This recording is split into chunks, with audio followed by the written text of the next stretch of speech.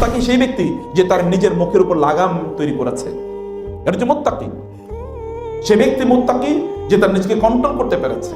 আপনার নিজকে আপনি কন্ট্রোল করছেন কিনা বা কন্ট্রোল করতে পারছেন কিনা আপনার মনে যাচাই তাই কি আপনি করেন? যেমন ফাতানতুম আনফুসাকুম, ফিতনার মধ্যে আপনি নিজেকে নিয়ে গিয়েছেন।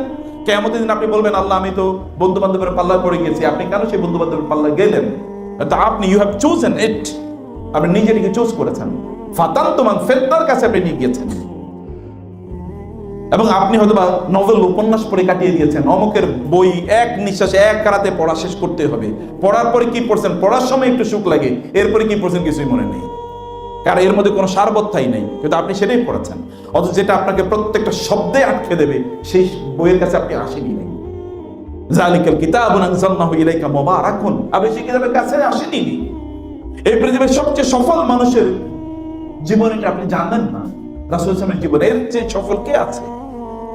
তার চেয়ে সফল যুবক হিসেবে আপনি চিন্তা করতে, এখন স্টিল বিকামিং প্রফেট, নবীর এখনো তার কাছে সেই নির্দেশনা আসে না। তারপরে দেখেন তিনি তৎকালীন সমাজের সেরা যুবক, তৎকালীন সমাজের সেরা নারী তাকে বিয়ে করার জন্য নিজেই প্রস্তাব পাঠায়। আর আমাদের যুবকরা এখন মেয়েদের পেছনে পেছনে ঘুরে। আরে ব্যক্তিত্ব যদি থাকে তাহলে কোন পেছনে পেছনে ঘোরার কথা? আপনার পেছনেই তো মেয়েদের বাবারা এবং মায়েরা ঘুরবে আপনার কাছে মেয়ে বিয়ে দেওয়ার জন্য। এর পার্সোনালিটি নিজের মধ্যে তৈরি করতে হবে, সে ব্যক্তিত্ব নিজের মধ্যে তৈরি করতে হবে। ইমাম শাফি রাহমাতুল্লাহ বলেছেন, আল্লাহর কসম, এক ফোঁটা পানি, এক গ্লাস পানি খেলে যদি আমার ব্যক্তিত্ব কমে যাওয়ার সম্ভাবনা থাকতো, ওই গ্লাস পানি আমি খেতাম না, ছুঁড়ে ফেলে দিতাম। আমার ব্যক্তিত্বকে আমি এতটা মর্যাদা দেই, এক গ্লাস পানি আমি খেতাম না, যদি এই পানি খেলে আমার ব্যক্তিত্ব কমে যাবে এটা মনে করতাম। ব্যক্তিত্বকে আপনি ডেভেলপ করতে পেরেছেন, আপনার নিজকে আপনি ক্যাপিটাল, যোগ্য শক্তি হিসাবে, সম্পদ হিসেবে আপনি ডেভেলপ করেছেন। অথচ আপনাকে এই সময়ের মধ্যে সম্পদ হিসেবে ডেভেলপ করার কথা ছিল। রমাদান আসে মূলত আপনাকে এই অনুভূতি দেওয়ার জন্য, লাআল্লাকুম তাত্তাকুন, যেন তোমরা বুঝতে পারো, তোমরা নিজেকে বাঁচাও। ইত্তেকা মানে কি? ইত্তেকা মানে হচ্ছে নিজেকে বাঁচানো। ফাকাইফা তাত্তাকুনা ইন কাফারতুম ইয়াওমা ইয়াজআলুল বিলদান শিবা আসসামাউ মুনফাতিরুন বিহি, তোমরা কিভাবে বাঁচাবে তোমাদের নিজেকে? ইত্তেকা মানে হচ্ছে বাঁচানো, তাকওয়া মানে বাঁচানো, আল ওয়াকায়া। আনতা জাআলা বাইনাকা ওয়া বাইনা আন-নারি হাজিবা, নিজের মাঝে এবং জাহান্নামের মাঝে একটা দেয়াল তৈরি করে দেওয়ার হলো ইত্তেকা, তাকওয়া। তাকওয়া মানে আল্লাহ যা করতে বলেছে তা করা। কোন কাজটা করলে আল্লাহ সন্তুষ্ট হবেন, কোনটা করলে আল্লাহ অসন্তুষ্ট হবেন, এরকম একটা কাজ করা। ওমর ইবনে খাত্তাব রাদিয়াল্লাহু তাআলা আনহুকে তিনি প্রশ্ন করলেন, উবাই ইবনে কাবকে, মা তাকওয়া, তাকওয়া কি? তিনি বললেন, ইয়া আমিরাল মুমিনিন আমা আখাযতা তরিকান যা শাওকিন, আপনি কি এমন একটা রাস্তায় চলেন না যে রাস্তাতে কি আছে? কাঁটা আছে। তিনি বলেন, হ্যাঁ। তিনি তাহলে তাহলে আপনি কি মা যা তা'মালু ফি, আপনি সেখানে করেন কি? তিনি বললেন, আমি তাশাম্মারতু ওয়া হাযযারতু, আমি সেখানে কি করি? আমি আমার কাপড়টা একটু উপরের দিকে উঠাই এবং আমি সাবধানে চলি। এটা জাতু শাওকা মানে হচ্ছে এমন একটা রাস্তা যে রাস্তাতে কাঁটা আছে। কাঁটা মানে হচ্ছে এমন গাছের মধ্যে এমন কাঁটা যে আপনার জামা কাপড়ের মধ্যে কাঁটা লেগে যাবে। এবং তিনি বলেন, আমি একটু কাপড়টা উপরে উঠে যেন কাঁটা গায়ে জামায় যেন না লাগে। এবং আমি খুব এক পা সামনে দিই, উকাদ্দিমু কাদামান ও আখির উখরা, আমি এক পা সামনে দিয়ে এক পা আবার পেছনে নিয়ে আসি, দেখে দেখে চলি। তিনি বলেন, যাকাত তাকওয়া, এই জন্য তাকওয়া। এই পৃথিবীতে যখন আপনি চলেন তখন আপনি কোনটা আল্লাহ সন্তুষ্টির, কোনটা আল্লাহর অসন্তুষ্টির, সেটা আপনি বুঝে বুঝে চলেন। এটাই হলো তাকওয়া। তাকওয়া মানে হচ্ছে মহান আল্লাহ সুবহানাহু ওয়া তাআলা এর সন্তুষ্টির পথে নিজেকে চলা, চালানো। এবং আল্লাহর সন্তুষ্টির পথ মানে কি প্রিয় ভাই? এটা তো আপনার নিজের কাজ। ইরহাম বিনাফসিক, আপনার নিজের প্রতি, ইরফিক বিনাফসিক, আপনার নিজের প্রতি অনুগ্রহ করেন। কারণ আপনার রব মহান আল্লাহ সুবহানাহু ওয়া তাআলা, তিনি কিন্তু ইন্নাল্লাহু আজিজুন যুনতিকাম, মনে রাখবেন, তিনি শাস্তিদাতা, মহা শাস্তিদাতা। লিমানিল মুলকুল ইয়াউম লিল্লাহিল ওয়াহিদিল কাহার, রাজত্ব এমন একটা সময় কারো নাই, কেবল আল্লাহরই রাজত্ব থাকবে। সেদিন তো আপনি নিশ্চয়ই, সেই দিনের জন্য আপনাকে বুঝতে হবে এরকম একটা মহা দিনের কেবল তিনিই মালিক, সবকিছুর মালিক তিনি। আপনি কতটুকু, এতটুকু অডিটোরিয়াম আমরা কত লোক, কত লোক আছে, এই ছোট্ট অডিটোরিয়াম, তাহলে মহাবিশ্ব কত বড়। সে মহাবিশ্বের সবকিছু তিনি নিয়ন্ত্রণ করেন। একাধারে তিনি 800 কোটি মানুষকে তিনি দেখতে পান। একাধারে 800 কোটি মানুষের চিন্তা পর্যন্ত তিনি জানেন। এই গোটা পৃথিবীর কোন গাছের পাতা তার ইলম ছাড়া, তার নলেজ ছাড়া নড়ে না পর্যন্ত, পড়ে না পর্যন্ত। এমন প্রাণী, যে প্রাণী আপনি সুপারসনিক মানে সুপার পাওয়ারফুল মাইক্রোস্কোপিক আপনার ডিভাইস ছাড়া দেখতে পান না, সেটারও রিজিক তিনি প্রদান করেন। আবার এই যে সমুদ্রের যে তিমি, বিশাল তিমি, যে তিমির প্রায় এত পরিমাণ তার খাবার লাগে যে খাবারের আপনি চিন্তা করতে পারেন না, এইরকম খাবার তিনিই প্রদান করেন। আল্লাহকে ভয় পায়, এটা ইমানদারদের বৈশিষ্ট্য, এটাই তাকওয়া। আল্লাহ সুবহানাহু ওয়া তাআলা সে কথা বলেছেন, ওয়াল্লাযীনা হুম মিন আযাবি রাব্বিহিম মুশফিকুন ইন্না আযাবা রাব্বিহিম গায়রু মা'মুন। তারা তাদের, এবং ঈমানদার তারাই যারা তাদের রবের শাস্তির ব্যাপারে আতঙ্কিত থাকে, কারণ রবের শাস্তি থেকে বাঁচার কোনো উপায় নাই। ওয়া ইম মিনকুম ইল্লা ওয়ারিদুহা কানা আলা রাব্বিকা হাতমান মাকদিয়া সুম্মা নুনাজ্জিল লাযীনা তাকাউ ওয়া নাযারু যালিমিনা ফিহা জিসিয়া। আল্লাহ সুবহানাহু ওয়া তাআলা বলেছেন যে ওয়া ইম মিনকুম ইল্লা ওয়ারিদুহা, তোমাদের প্রত্যেকেই জাহান্নামের উপর দিয়ে যেতে হবে। কানা আলা রাব্বিকা হাতমান মাকদিয়া, তোমার রবের পক্ষ থেকে নির্ধারিত, এটার উপর দিয়ে যাওয়াই লাগবে, কোনো উপায় নেই। সুম্মা নুনাজ্জিল লাযীনা তাকাউ, অতঃপর যারা তাকওয়া অবলম্বন করেছে আমি তাদেরকে কেবলমাত্র মুক্তি প্রদান করব। ওয়া নাযারু যালিমিনা ফিহা জিসিয়া, আর যারা জালেম তারা উপর হয়ে জাহান্নামের মধ্যে পড়ে যাবে এই পুলসিরাত যখন তারা পার হবে। আপনি হয়তো ভাবতে পারছেন না যে জাহান্নামটা কি। প্রিয় ভাইরা, আমি বলি আপনাকে বাংলাদেশের না সারা পৃথিবীর সকল সম্পদের মালিক বানিয়ে দেওয়া হবে, কিন্তু আপনাকে কেবল একদিন আগুনে পোড়ানো হবে সারাদিন। কয়জন রাজি আছেন? একদিন কেবল আগুনে পোড়ানো হবে, এরপরে আপনাকে সারা পৃথিবীর সকল সম্পদ দেওয়া হবে। আপনি সম্পত্তি করবেন কি? আপনি আগুনে পড়ে এরপরে থাকবেন না, ছাই হয়ে যাবেন, কয়লা হয়ে যাবেন। এটা তো জাহান্নাম, এটা দুনিয়ার আগুন জাহান্নামের আগুনের 70 ভাগের 1 ভাগ মাত্র। জাহান্নামের আগুনকে প্রথম আল্লাহ সুবহানাহু ওয়া তাআলা এটাকে উত্তপ্ত করেছেন 1000 বছর, তখন এটা লাল হয়েছে। আরো 1000 বছরের পর এটা কি হয়েছে? সাদা হয়েছে। এরপরে আরো 1000 বছর এটাকে উত্তপ্ত করা হয়েছে, এরপরে কালো হয়ে গেছে, কেবল কালো, কিচ্ছু দেখা যায় না জাহান্নামে। মানুষও পুড়ে কালো, আগুনের রঙও কালো, এবং চারিদিকে কেবল কালো। এই অবস্থায় লোকজনকে উলকু ফিহা মাকানান দায়্যিকান মুকাররানিন, তাদেরকে সেখানে খুবই সংকীর্ণ জায়গায়, কিন্তু সংকীর্ণ মানে কি? জাহান্নামীদের ব্যাপারে রাসূল সাল্লাল্লাহু আলাইহি ওয়াসাল্লাম বলেছেন যে জাহান্নামের যেই জায়গা, প্রত্যেকে যতটুকু জায়গায় বসবে তারা, যেখানে তাদেরকে শাস্তি দেওয়া হবে, অতটুকু হলো মা বাইনা মক্কা ওয়াল মদিনা, মক্কা এবং মদিনার মধ্যখানে যতটুকু দূরত্ব, প্রায় 500 কিলোমিটার। এইরকম জায়গায় একজন বিশাল দেহী, কারণ তার এই দেহের মধ্যে আল্লাহ যে শাস্তির ব্যবস্থা করে রেখেছেন, এর এই সাধারণ দেহে তো যায় না, এরকম বিশাল দেহী করে আল্লাহ তাআলা থেকে দেবেন। আবার এরপরে আল্লাহ বলছেন মাকানান দায়্যিকান, চিকন জায়গা হতে পারে, এরকম বিশাল একটা জায়গা, কিন্তু এরকম বিশাল দেহ নিয়ে ওইখানে ঢুকানো হবে, প্যারেক যেভাবে আমরা ঢুকাই। এবং তারপরে বলেছে মুকাররানিন, হাত পা বেঁধে একজনের উপর একজনকে স্তূপ করে ফেলা হবে। এটা চিন্তা করেন পরিস্থিতিকে। এবং আল্লাহ তাআলা বলেছেন লাহুম মিন ফাওকিহিম, লাহুম মিন ফাওকিহিম মাওয়াদ ওয়া মিন তাহতিহিম গাওয়াশ। যে আল্লাহ সুবহানাহু ওয়া তাআলা বলেছেন লাহুম মিন তাহতিহিম, মানে মাওয়াদ, তাদের নিজেদের নিচে যেটা থাকবে এটা হচ্ছে আগুনের বিছানা, আর উপরে যেটা থাকবে তা হলো আগুনের ছাউনি। উপরে আগুন, নিচে আগুন, সর্বত্র। এবং কোরআনে আরো অনেক বহু বর্ণনা আছে। আমি জাহান্নামের আলোচনায় যেতে চাই না, আমি বলছি কেবল আপনি নিজকে বাঁচান, রমাদান হিসেবে আপনি নিজকে বাঁচানোর এই আবেদন নিয়ে, এই আকুতি নিয়ে নিজকে বাঁচান, নিজের প্রতি অনুগ্রহ করেন, নিজের প্রতি রহমত করেন, এই অনুভূতি নিয়ে, এই কথা নিয়ে রমাদান এসছে। রমাদানের রোজা আপনাকে করে কি? আপনার দেয় কি? আপনার মূলত তাকওয়া দেয়। আপনাকে দেয় কি? আপনি ফুরকান দেয়। আল্লাহ সুবহানাহু সে কথা বলেছেন ইন তাত্তাকুল্লাহ ইয়াজআল লাকুম ফুরকানান ওয়া ইউকাফির আনকুম সাইয়্যাতিকুম ওয়া ইউদখিলকুম জান্নাতিন তাজরি মিন তাহতিহাল আনহার। হে লোকেরা, তোমরা যদি ঈমান আনো, আল্লাহ তাআলা তোমাদেরকে ফুরকান প্রদান করবেন। What is the meaning of Furqan? Furqan মানে হচ্ছে আপনার এমন একটা নলেজ, স্পেশাল ইনসাইট আল্লাহ দেবেন, আপনি যার উপর ভিত্তি করে কোনটা সত্য, কোনটা মিথ্যা, কোনটা ভালো, কোনটা মন্দ, কোনটা আপনার জন্য কল্যাণকর, কোনটা অকল্যাণ করে, এটি আপনি তখন বুঝতে পারবেন। এইরকম ফুরকান আল্লাহ প্রদান করবেন। আর আমরা এটা না করার কারণে কি হয়েছে? ওই যে আমাদের যেটা বলছি, আমরা ফিতনার মধ্যে নিজেকে নিয়ে যাচ্ছি। আপনি হয়তো বলছেন আচ্ছা আমি 1 ঘন্টাই তো ফেসবুক টিপাইলাম, তাতে কি আসে যায়?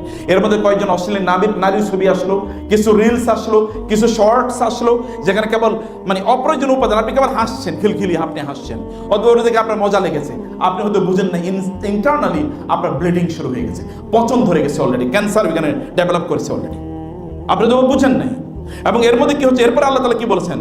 এরপরে কি হচ্ছে? ওয়াতারাব্বাসতুম, এরপরে তোমরা চিন্তা করলা, কই আমি তো রিল দেখি, কই আমার তো চোখ বন্ধ হয় না, কই আমি তো সিনেমা দেখি, কই আমার তো অন্তর কঠিন হয় না, কই আমি তো রিল, আমি তো পরন অথবা এই তো আমি আসক্ত, কই আমার উপর তো মানে লূত আলাইহিস সালামের জাতিকে যেমন আল্লাহ তাআলা এরকম করে দিয়েছেন, কই আমার উপর তো এরকম কোনো গজব টজব কিছুই আসেনি, আমি ভালোই আছি, সমস্যা কি? আমি কি এই আপনি এরকম এবং অর্থাত্তম, তখন আপনার সন্দেহ জাগে, আচ্ছা ঠিকই তো, আল্লাহ কি আছে, পরকাল কি আছে, মনে হয় এগুলো হুজুরদের কাম, এটা ডাকলেই কেবল এগুলো নিয়ে কথা বলতে পারে না, একটু ক্যারিয়ার নিয়ে এগুলো বলতে পারে না, কেবল ওগুলো নিয়ে আলোচনা, তখন আপনার সন্দেহ আছে, এদের ব্যাপারে আপনার সন্দেহ তৈরি, এদের কি এগুলো ছাড়া কোনো আলোচনা নেই? হ্যাঁ আছে।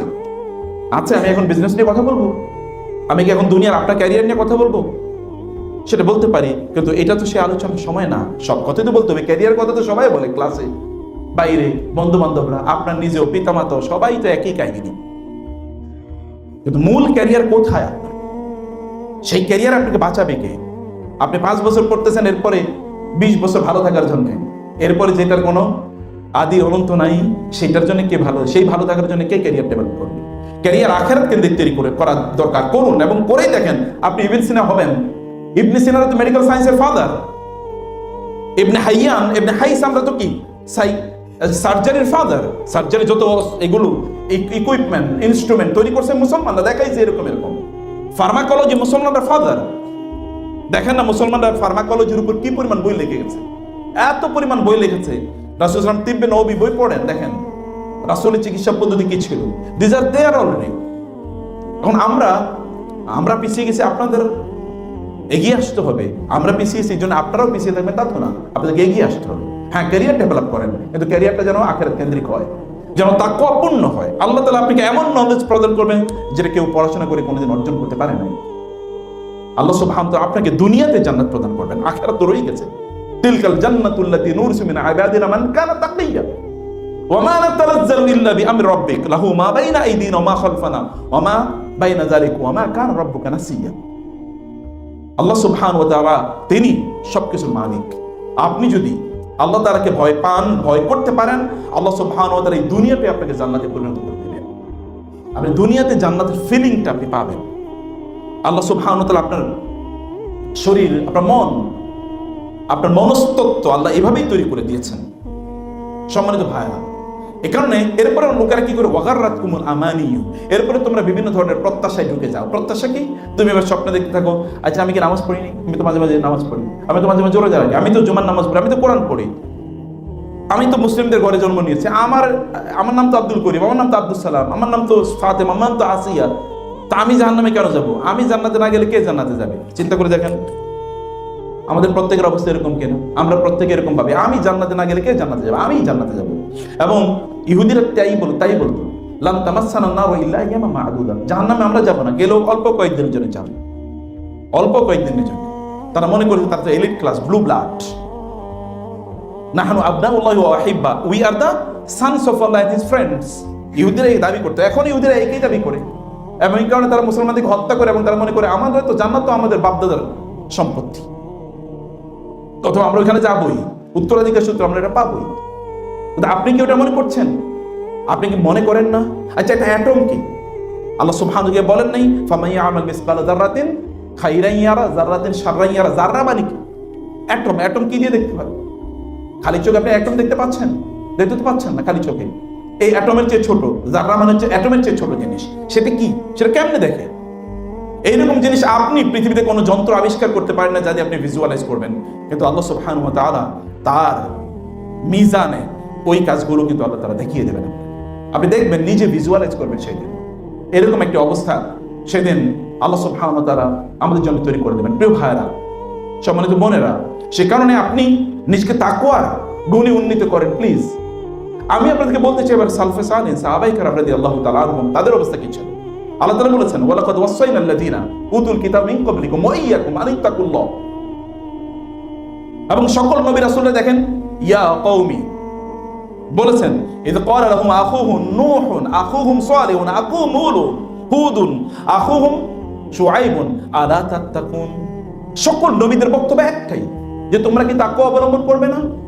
রাসূলুল্লাহ সাল্লাল্লাহু আলাইহি ওয়াসাল্লাম একবার তিনি একটা আলোচনা করছেন মসজিদে, সাহাবায়ে কেরামরা আতঙ্কিত হয়ে উঠছেন না, এত রাসূল এত ক্ষিপ্ত, এবং তিনি এত জোরে কথা বলছেন, সাহাবায়ে কেরামদের চোখ গলে গলে পানি পড়ছে, তাদের অন্তর কেঁপে উঠছে বারবার, এবং তারা বুঝলেন যে ইয়া রাসূল, মনে হচ্ছে আপনার জীবনের শেষ নসিহত করছেন, আমাদেরকে একটা নসিহতই করেন, আমরা যেটা অনুসারে চলবো।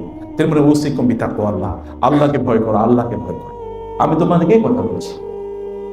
সকল নবী রাসূলরা একই কথা বলেছেন, এবং এই কারণে সালফে সালিহ ইমাম ইবনে তাইমিয়া রাহিমাহুল্লাহ সহ তারা বলেছেন এই আয়াতকে কেন্দ্র করি, এটা হচ্ছে কোরআনের, এই যে কোরআনের গোটা কোরআনের এই যে যেটাকে আমরা বলি মানে রোহা, রোহা মানে হচ্ছে ধরেন আপনি এটা হচ্ছে চাকার মতো, বা যেখানে আগে ডাল অথবা চাল পিষতো, ডাল পেশার জন্য কি বলা হতো এটাকে, হ্যাঁ জাতা, জাতা এক্স্যাক্টলি বলেছে। গোটা কোরআনের রোহা হচ্ছে এই আয়াত, যেটাকে কেন্দ্র করে আবর্তিত হয় গোটা কোরআন। আনিত্তাকুল্লাহ, তোমরা আল্লাহকে ভয় করো, রাসূল সাল্লাল্লাহু আলাইহি ওয়াসাল্লাম সে কথা বলেছেন। এবং সাহাবায়ে কেরামদের চিন্তা একবার জীবনের দিকে তাকিয়ে দেখেন তো, তারা মহান আল্লাহ সুবহানাহু ওয়া তাআলাকে তারা কিভাবে ভয় পেয়েছেন, আল্লাহকে তারা কিভাবে, আল্লাহর তাকওয়াটাকে কিভাবে অবলম্বন করেছেন তাদের গোটা জীবনে। আপনি তাদের প্রত্যেকটা কার্যকলাপের দিকে যদি আপনি তাকান, তাহলে আপনি দেখবেন যে তারা কিভাবে তাকওয়া অবলম্বন করেছেন। তাকওয়া ছাড়া তাদের গোটা জীবনে কোনো কিছু নাই। আপনি যদি আবু বকর রাদিয়াল্লাহু তাআলার কথা বলেন, আবু বকর রাদিয়াল্লাহু তাআলার আমল পরবর্তী তাবী যারা, যেমন আপনার একজন তাবীর কথা বলছি, আবু মুসলিম আল খাওলানি রাহিমাহুল্লাহ, তিনি ইরাকে বসবাস করতেন। রাসূলের সাথে দেখা করার জন্য তিনি আসেন, খোরাসানে তিনি বসবাস করতেন, রাসূলের সাথে দেখা করার জন্য তিনি এসেছেন। কিন্তু তিনি মদিনায় পৌঁছার আগেই রাসূল সাল্লাল্লাহু আলাইহি ওয়াসাল্লাম ইন্তেকাল করেছেন, কেবল সামান্য একটু মুহূর্তের জন্য মিস করে ফেলেছেন। আদরজ তিনি কিন্তু সাহাবী হতে পারতেন, কিন্তু তিনি এসে কি বলেছেন জানেন? তিনি বলেছেন, হে সাহাবায়ে কেরাম, আল্লাহ রাসূল, ইয়া সাহাবান নবী, হে আল্লাহ রাসূলের সাহাবীরা, আমি রাসূলকে দেখতে পাই নাই বটে, কিন্তু আমি আপনারা যতটুকু আল্লাহর ইবাদত করেছেন আমি তার চেয়ে এতটুকু কমও করবো না। আপনাদেরকে বলে গেলাম, আমি কমিটমেন্ট করে গেলাম আপনাদের কাছে, তার চেয়ে এতটুকু কম করবো না। হাসান আল বসরি রাহিমাহুল্লাহ তিনি এই কথাই বলেছেন যে মা সাবাকাহুম আবু বকরিন বিকাসরাতি সালাতিন ওয়ালা সিয়ামিন ওয়ালা সাদাকাতিন ওয়ালাকিন মা ওয়াকারাহা হুনা। তিনি বলেছেন আবু বকর রাদিয়াল্লাহু তাআলা আনহু তাবিঈদের চেয়ে বেশি ইবাদত করেছেন, ব্যাপারটা এরকম না। তাবিঈরাও নামাজ পড়েছেন, তিনিও নামাজ পড়েন, তিনিও সাদাকা দিয়েছেন, রোজা রেখেছেন, তিনিও তারাও করেছেন। তাহলে মূল পার্থক্যটা কোথায়? মূল পার্থক্য হলো তাকওয়া। তিনি বলছেন ওয়ালাকিন মা ওয়াকারাহা হুনা, বরং আবু বকরের তাকওয়া অন্যদের তাকওয়া এর তুলনা করা যায় না। আবু বকর রাদিয়াল্লাহু তাআলার তাকওয়ার লেভেলটা ছিল এইরকম, এত অসাধারণ লেভেলের তাদের তাকওয়া ছিল। তাকওয়ার লেভেল আবু বকর রাদিয়াল্লাহু তাআলা কিভাবে আল্লাহ সুবহানাহু ওয়া তাআলাকে ভয় পেতেন। ওমর রাদিয়াল্লাহু তাআলা গিয়ে দেখলেন তিনি তার জিহ্বাকে টানতেছেন, অথচ তিনি আশারে মুবাশশারার অংশ, তিনি জান্নাতে যাবেন। রাসূল সাল্লাল্লাহু আলাইহি ওয়াসাল্লাম এক নম্বরে যার কথা বলেছেন যে জান্নাতে যাবেন, তিনি আবু বকর রাদিয়াল্লাহু তাআলা। এবং রাসূল সাল্লাল্লাহু আলাইহি ওয়াসাল্লাম তাকে এমন কোন জায়গায় আছে যেখানে তিনি বলেন আনা ওয়া আবু বকর ওয়া ওমর, আমি আবু বকর এবং ওমর একসাথে। তিনি আবু বকর ছাড়া তিনি চলতেন না, এমনকি হিজরত করেছেন আবু বকরকে নিয়ে রাদিয়াল্লাহু তাআলা। সে আবু বকর রাদিয়াল্লাহু তাআলা তার অবস্থা হচ্ছে, ওরা বলছেন যে হাসান আল বসরি রাহিমাহুল্লাহর মতো ব্যক্তি বলছেন যে কেবল এখানে মূল পার্থক্য তৈরি করছে তাকওয়া। আবু বকর রাদিয়াল্লাহু তাআলা আনহু তিনি তার জিহ্বা টানছেন এবং তিনি বলছেন ইন্না হাদা কদ আওরাদানি আল মাওয়ারিদ, আমার এই জিহ্বাই ডুবাইছে। কি ডুবিয়েছে তার জিহ্বা? তিনি তো সত্য কথা ছাড়া বলেন নাই, কোরআন ছাড়া মানুষকে দাওয়াত দেন নাই, তারপর তিনি বলেন এই জিহ্বাই আমাকে ডুবিয়েছে। আবু বকর রাদিয়াল্লাহু তাআলা আনহু তিনি যখন শামে সিরিয়াতে যখন তিনি সৈন্য বাহিনী পাঠাচ্ছিলেন, সেখানে তিনি পাঠাচ্ছিলেন ইয়াজিদ ইবনে আবি সুফিয়ান এবং তিনি পাঠাচ্ছিলেন আমর ইবনে আস রাদিয়াল্লাহু তাআলা, এরকম সহ সাহাবীদেরকে তিনি পাঠাচ্ছিলেন। এবং তিনি সাথে তাদেরকে নিয়ে একেবারে মদিনার উপকণ্ঠ পর্যন্ত, কোবার কাছাকাছি পর্যন্ত তিনি তাদের কাছে সাথে গেলেন। তারা বললেন ইয়া খালিফাতা রাসূলিল্লাহ, হে আল্লাহ রাসূলের খলিফা, আপনি হাঁটছেন, আনতা তামশি ওয়া আনা রুকবান ওয়া নাহনু রুকবান, আমরা গাড়ির উপরে বসা মানে বাহনে, আর আপনি হেঁটে যাচ্ছেন।